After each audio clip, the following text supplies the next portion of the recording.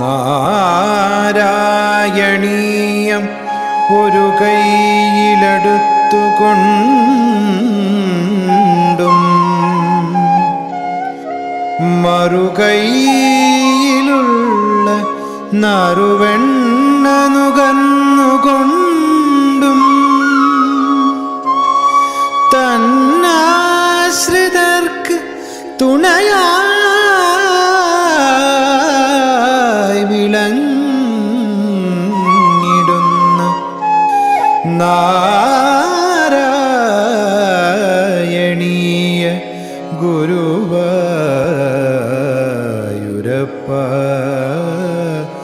നമോ നമസ്തേ.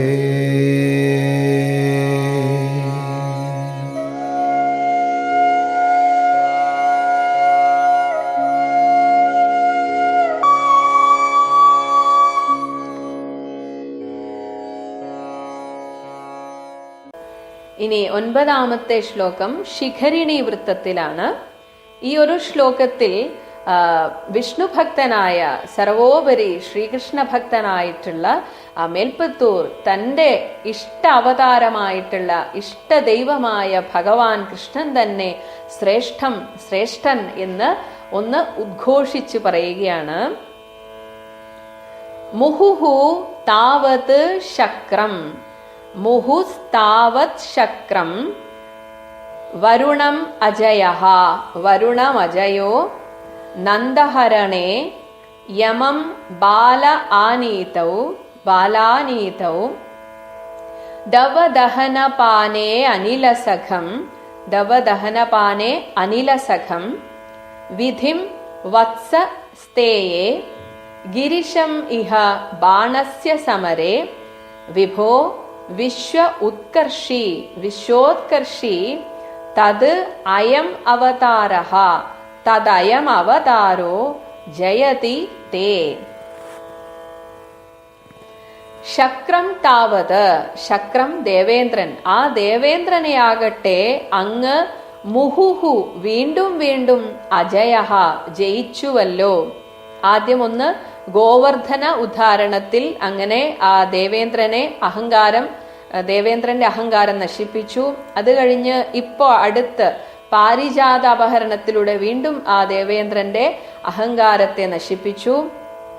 ഇനി നന്ദഹരണേ നന്ദഗോപരെ അപഹരിച്ചു കൊണ്ടുപോയ ആ വരുണന്റെ അടുത്തേക്ക് പോയിട്ട് നന്ദഗോപരെ തിരിച്ചു കൊണ്ടുവന്നതിലൂടെ ആ വരുണദേവനെയും ജയിച്ചു. ബാല ആനീതോ തന്റെ ഗുരുവിന്റെ പുത്രനെ യമലോകത്ത് ചെന്നിട്ട് തിരിച്ചു കൊണ്ടുവന്നതിലൂടെ ആ യമദേവനെ ജയിച്ചു. ദവദഹനപാനെ അങ്ങ് കാട്ടുതീയെ കുടിച്ചപ്പോൾ ആ കാട്ടുതീ മുഴുവൻ വിഴുങ്ങി അതിലൂടെ അനിലസഖം ആ അഗ്നിദേവനെയും അങ്ങ് ജയിച്ചു. വത്സ സ്തേയെ ആ പശുക്കുട്ടികളെ കട്ടുകൊണ്ടുപോയ അല്ലെങ്കിൽ ഒരു മായാപ്രയോഗത്തിലൂടെ അവരെ കാണാതാക്കി അതിനുശേഷം ആ ബ്രഹ്മാവിനെ ഒരു പാഠം പഠിപ്പിച്ചതിലൂടെ വിധിം ആ ബ്രഹ്മാവിനെയും അങ്ങ് ജയിച്ചുവല്ലോ. ഇതാ ഇപ്പോഴാകട്ടെ ബാണാസുരന്റെ ആ യുദ്ധത്തിൽ ബാണസ്യ സമരേ ആ ബാണാസുരനുമായിട്ടുള്ള യുദ്ധത്തിൽ ഗിരിശം ആ പരമേശ്വരനെയും അങ്ങ് ജയിച്ചുവല്ലോ. ഹേ വിഭോ അല്ലയോ ഭഗവാനെ, തത് തേ ഇപ്രകാരമുള്ള അങ്ങയുടെ അയം അവതാരഃ ഈ ശ്രീകൃഷ്ണ അവതാരം വിശ്വോത്കർഷി എല്ലാറ്റിനേക്കാളും ശ്രേഷ്ഠമായിട്ട് ജയതി വിജയിച്ചരുളുന്നു. അപ്പൊ ഭഗവാൻ പല കഥകളിലൂടെ നമ്മൾ കണ്ടു. ഭഗവാൻ 2 തവണ ഇന്ദ്രനെ ജയിച്ചു. നന്ദഗോപരെ കൊണ്ടുപോയ വരുണനിൽ നിന്ന് തിരിച്ചു കൊണ്ടുവന്നതിലൂടെ വരുണനെ ജയിച്ചു. തന്റെ ഗുരുപുത്രനെ തിരിച്ചു കൊണ്ടുവന്നതിലൂടെ യമദേവനെ ജയിച്ചു. അഗ്നിപാനം ചെയ്തതിലൂടെ അഗ്നിദേവനെ ജയിച്ചു. തന്റെ പശുക്കുട്ടികളെ കട്ടുകൊണ്ടുപോയ ആ ബ്രഹ്മാവിനെ അതിൽ നിന്നൊന്നും അതൊന്നും ഒരു തരത്തിലും ബാധിക്കാത്ത വിധത്തിൽ പശുക്കുട്ടികളെ സ്വയം സൃഷ്ടിച്ച് ആ ബ്രഹ്മാവിനെ ഒരു പാഠം പഠിപ്പിച്ചു. ഇപ്പോഴിതാ ആ പരമേശ്വരനെയും, ത്രിപുരാന്തകനായ പരമേശ്വരനെയും അങ്ങ് ജയിച്ചുവല്ലോ ഹേ ഭഗവാനെ ഗുരുവായൂരപ്പ. അങ്ങയുടെ ഈ ഒരു അവതാരം പോലെ വേറെ ഏതൊരു അവതാരമുണ്ട്? ഇത്രയും ശ്രേഷ്ഠമായ ഒരു അവതാരം ഇതുവരെ ഉണ്ടായിട്ടില്ല, ഇനി ഉണ്ടാവുകയുമില്ല എന്നിങ്ങനെ ആ ഭഗവാനെ പുകഴ്ത്തുകയാണ് മേൽപ്പത്തൂർ. ഹരിശരണം. എല്ലാ സുജനങ്ങൾക്കും പ്രണാമം. ഭട്ടപാദർക്കും വ്യാസഭഗവാനും ശ്രീ ഗുരുവായൂരപ്പനും നമസ്കാരം. ഗുരുക്കന്മാർക്കും പൂർവികർക്കും നമസ്കാരം. എല്ലാ ദിവ്യശക്തികൾക്കും പ്രണാമം. ദശകം 82, ശ്ലോകം 9. ഭട്ടതിരിപ്പാട് ഇവിടെ പരിപൂർണ തമ അവതാരമായിരിക്കുന്ന ശ്രീകൃഷ്ണാവതാരത്തിൻ്റെ മഹിമ നമ്മളെ ഓർമ്മപ്പെടുത്തുകയാണ് 9ാമത്തെ ശ്ലോകത്തിൽ. എല്ലാ ദേവഗണങ്ങളെയും ജയിച്ചു ഭഗവാൻ. അത് പ്രത്യേകതയാണ്. അതും വളരെ ശ്രേഷ്ഠമായ ഉദ്ധാരണത്തിനും തിരിച്ചറിവിനും വേണ്ടിയിട്ടാണ്. ഇന്ദ്രനെ പലവട്ടം ഭഗവാൻ ജയിച്ചു.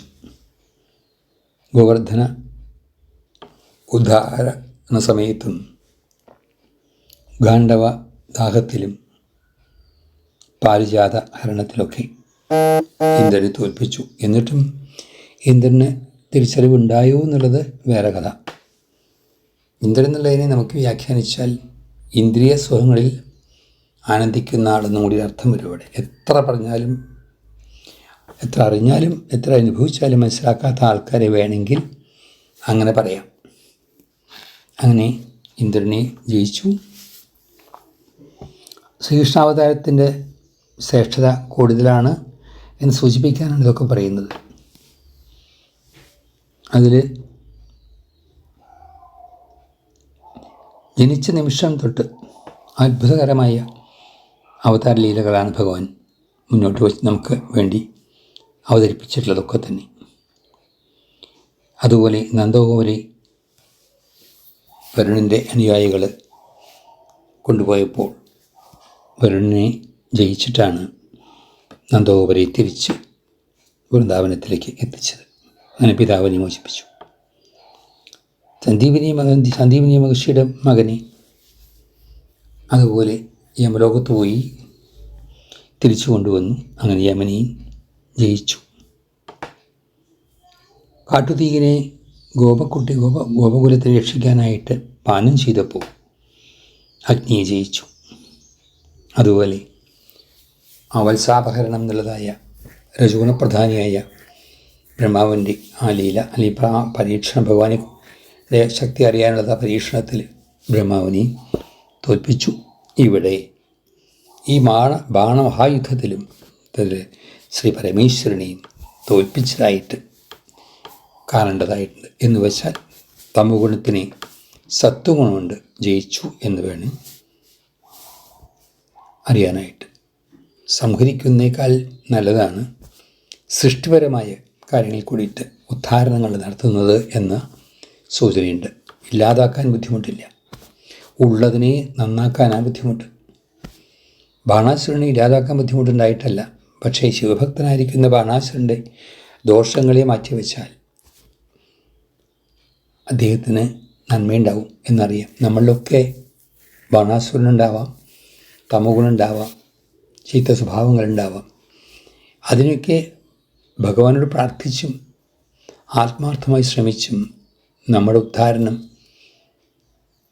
വേണ്ടിയിട്ടുള്ളതായ പ്രവൃത്തികൾ നമ്മൾ ചെയ്യാൻ വേണം. ഭഗവാന്റെ അനുഗ്രഹം നമുക്ക് കിട്ടും വേണം. അപ്പോൾ ശ്രീകൃഷ്ണാവതാരത്തിൻ്റെ മഹത്വം സൂചിപ്പിക്കാനാണ് ഈ 9ാം ശ്ലോകം ഭട്ടതിരിപ്പാട് അവതരിപ്പിച്ചിരിക്കുന്നത്. ഗുരുവായൂരപ്പൻ്റെ മഹിമ എന്ന് തന്നെ പറയാം. അനുഭവസ്ഥർ അനേകമുണ്ട്.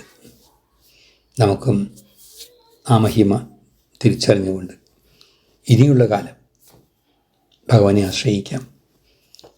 അതുപോലെ ഭഗവാനെ ആശ്രയിക്കാനായിട്ട് മറ്റുള്ളവരെയും പ്രേരിപ്പിക്കാം. അത് വളരെ ശ്രേഷ്ഠമായൊരു ദൗത്യം തന്നെയാണ്. അതായിരിക്കട്ടെ നമ്മുടെ ദൗത്യം, അതിലായിരിക്കട്ടെ നമ്മുടെ ആനന്ദം, അതായിരിക്കട്ടെ നമ്മുടെ ജന്മത്തിൻ്റെ സാഫല്യം. ഭഗവത് മഹിമ അറിയുക, അത് പ്രചരിപ്പിക്കുക, നമ്മളിലുള്ളതായ ദോഷങ്ങളെ തിരിച്ചറിയാനും അതിൽ നിന്ന് മോചനം നേടാനും സ്വയം പ്രയത്നിക്കുക. ഭഗവാനോട് പ്രാർത്ഥിച്ചുകൊണ്ട് അദ്ദേഹത്തിൻ്റെ അനുഗ്രഹത്തോടു കൂടിയിട്ട് ഒരു ഉദ്ധാരണം നമുക്ക് സംഭവിക്കട്ടെ. ശ്രീ ഗുരുവായൂരപ്പ ശരണം, ഹരിശരണം.